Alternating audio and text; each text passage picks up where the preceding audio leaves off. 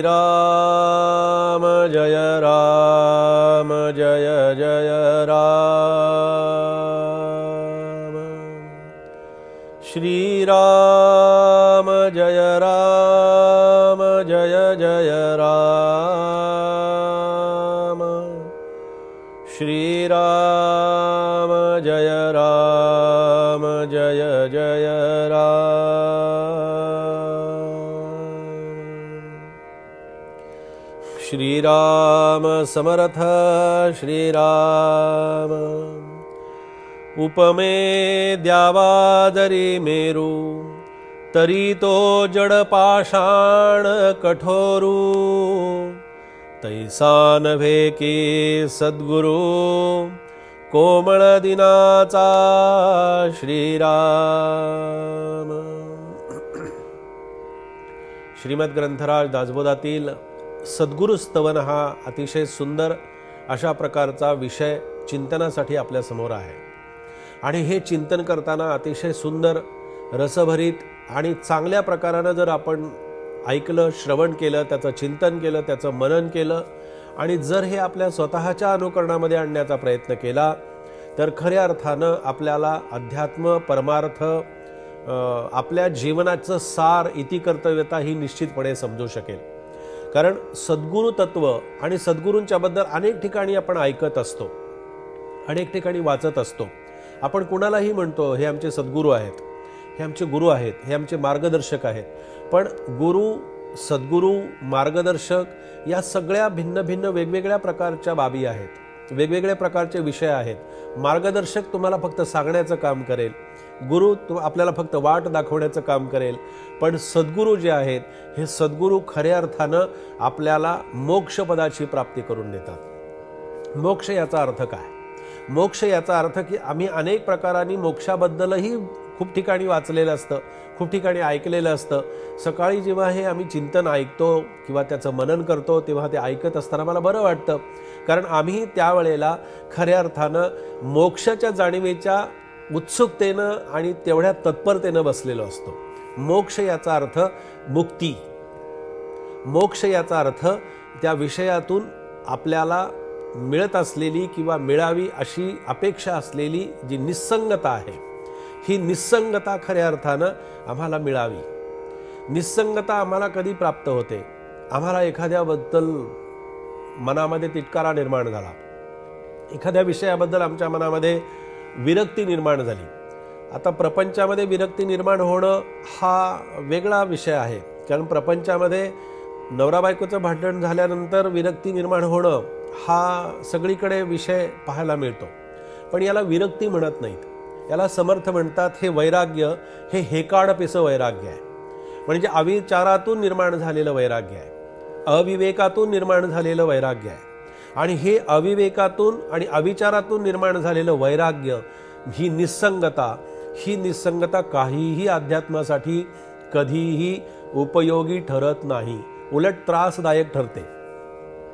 हे विधान अत्यंत जबाबदारीनं मी करतोय, तापदायक अशा अर्थानं करतो आहे की तू प्रपंचातनं निस्संगत्व तुला मिळालेलं नाही, मिळवलेलं नाही, तू ओढून ताणून त्याच्यातून बाहेर पडण्याचा प्रयत्न करतोयस। मनामध्ये प्रपंचाबद्दल प्रचंड आसक्ती आहे, मनामध्ये प्रपंचाबद्दल इतकं उत्कट उदंड प्रेम भरलेलं आहे। असा माणूस काय निस्संगत्वाचा आनंद घेणार? असा माणूस काय वैराग्याचा आनंद घेणार? त्याला वैराग्याचा आनंद कधी मिळणं शक्य आहे का? तर कधी मिळणं शक्य नाही। म्हणून पहा की देव, आपण पाहिलं की देव कसा आहे याच्याही पेक्षा तुला देव कसा हवा आहे, तुला देवाचं अस्तित्व कसं हवं आहे, सद्गुरू कसे हवे आहेत हा विषय तुझा नाही। हा विषय मी ठरवून माझ्या पद्धतीने होऊ शकत नाही। त्याचं कारण असं की मला हवे असलेले सद्गुरू किंवा शेजाऱ्यांनी ज्यांच्याकडून गुरु मंत्र घेतला, अनुग्रह घेतला म्हणजे माझे तेच गुरु असतील असं सांगता येत नाही। कारण प्रत्येकाचं मोक्ष तत्वाचं ठिकाण ठरलेलं असतं, प्रत्येकाची मोक्ष तत्वाची जागा ठरलेली असते। प्रत्येकाला मोक्ष देणारे सद्गुरू हे वेगवेगळे असतात आणि ज्यांना ते सद्गुरू प्राप्त होतात तेच खऱ्या अर्थानं जीवनाच्या पहिल्या तीरावरती जाऊन पोहोचतात। मध्ये जे सुटतात ना, मध्ये सुटणारे ते लाकडाच्या ओंडक्याप्रमाणे वाहत जात असतात, लक्षात ठेवा। आणि ज्याला खऱ्या अर्थानं मुक्ती हवी आहे त्यांनी सद्गुरूंचे चरण कधी सोडू नयेत। सद्गुरूंच्या चरणापासून अलग होणं, दूर होणं आणि सद्गुरू तत्वापासून दूर जाणं, याचा अर्थ मी मोक्षाचा मार्ग सोडून, मुक्तीचा मार्ग सोडून मी विषयांचा आणि वेगळ्या मार्गाने मी निघालेला आहे. त्याला तो आपण काहीही करू शकत नाही. तुझ्या प्रारब्धात जसं होतं बाबा तसं घडलं. तुझ्या प्रारब्धात जे आहे ते घडेल. तुला जे मिळालेलं होतं, मिळत होतं आणि मिळण्याची शक्यता होती, तू तुझ्या अविचारानं, अविवेकानं आणि अत्यंत निकृष्ट अशा प्रकारच्या विचारांनी तो ते दूर केलेला आहेस. अशा रीतीनं समर्थ या ठिकाणी असं सद्गुरू तत्वाला उपमा देताना म्हणतात की उपमे द्यावा जरी मेरू पर्वत आपण पाहत असतो. मेरू पर्वताची उंची किती असते, पण मेरू पर्वत कसा आहे तर मेरू पर्वत हा अचेतन आहे, त्याला चेतना नाही आहे. म्हणजे तो चालणारा नाही, हलणारा नाही, बोलणारा नाही, असा मेरू पर्वत आहे. मग तो कठोर आहे, तो दगड आहे, तो पाषाण आहे. मग पाषाण, दगड आणि अचेतन हे सद्गुरू तत्वाला याची उपमा नाही देऊ शकत. त्याचं कारण असं की तरी तो जड पाषाण कठोरू, आपण म्हणतो ना काय त्याचा अंतकरण आहे ना, दगडासारखा अंतकरण आहे, कठोर अंतकरणाचा माणूस आहे. सद्गुरू तत्व तसं नाही आहे. सद्गुरू तत्व अत्यंत कोमल आहे. सद्गुरू तत्व अत्यंत विशाल जरी असलं तरी सुद्धा त्याची फुलांसारखी जाणीव आपल्याला होत असते. फुलामध्ये जसा सुगंध असतो तसा सद्गुरू कृपेचा सुगंध आपल्याला प्राप्त होऊ शकतो. आणि समर्थ म्हणाले, जर आपण त्याला तशी उपमा दिली, तैसा नव्हे की सद्गुरू कोमळ दिनाचा.